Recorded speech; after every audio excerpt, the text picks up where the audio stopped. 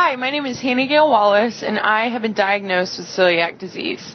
Celiac disease is an infection of the digestive tract, and it starts out usually as an intolerance to gluten and wheat products, but eventually, if it is not caught and treated properly by taking gluten out of your diet, it can become the full-on disease, which starts in the cilia of the stomach, and basically what it does is after a certain amount of wear and tear on the cilia in your stomach, it eventually completely destroys the cilia, making it impossible for you to digest gluten ever again. So I will never be able to eat wheat or any sort of gluten products ever again as long as I live, because I no longer have the digestive fibers to digest wheat at all.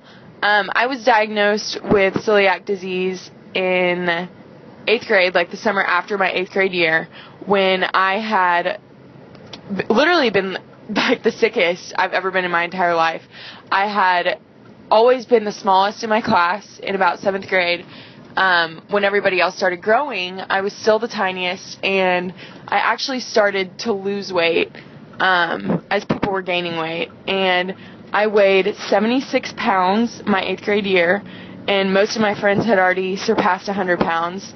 And my quality of life was slipping. I would have migraines every other day, and the migraines were so bad that I would have to take medicine that would put me to sleep, and I would sleep them off. And so every other day I was sleeping, and I mean, I would have full-on migraines where I would lose my peripheral vision completely, and I would have tunnel vision and kind of have an aura around in my peripheral, and I would be extremely nauseous because my body literally didn't know what to do with the gluten. And so because my body couldn't digest it, I would have to throw it up, and my body was basically just going into, it was trying to protect itself, and so it was going into protective mode. And so every other day I was having migraines, and then on the off days when I wouldn't have migraines, I felt kind of in a fog, or like I just didn't have very much clarity with my thoughts. And so this made sports extremely difficult for me because I was sick so much that I would have to miss basketball practice, and I tried to cheer, but I would be so sick that I would miss games. And basically, like, my quality of life was slipping so much because academically I didn't have very much clarity. Socially, I wasn't really able to hang out with people because I was so sick, and then physically I was at my worst, and so I was not able to play in sports like I wanted. And it took a whole lot of patience and understanding, but as far as I go, like, my mom and I were terrified about what was happening to me because I was such a sick child, and nobody in my family had ever been this sick. And so my mom started taking me to a series of different doctors in different states. We started to travel, and doctor after doctor would test me and had no idea what was wrong.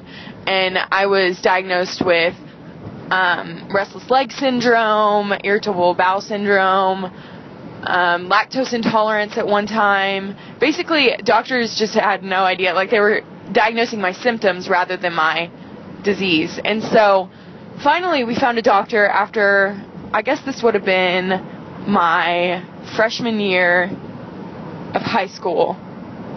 No, this would have been the summer after my 8th grade year. We actually found out what was wrong.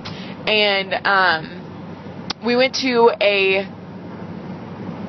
doctor in Dallas, and he told me, he was a gastroenterologist, and he told me after taking blood samples that I had celiac disease. And I mean, obviously this freaked me out because I had no idea what it meant. And we had a family friend who actually had celiac disease as well, and she helped me get my life on track and helped me figure out how to eat clean and how to avoid celiac disease, or how to navigate celiac disease by avoiding gluten.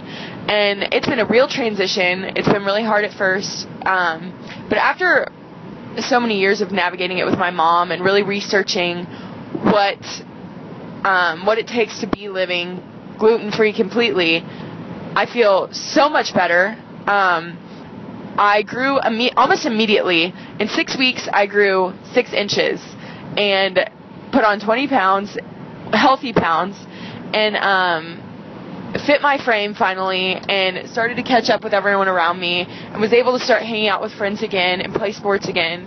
And in high school, I ended up playing soccer and basketball and cheer, and I felt my absolute greatest. And so I equate all of this to my realization of the disease.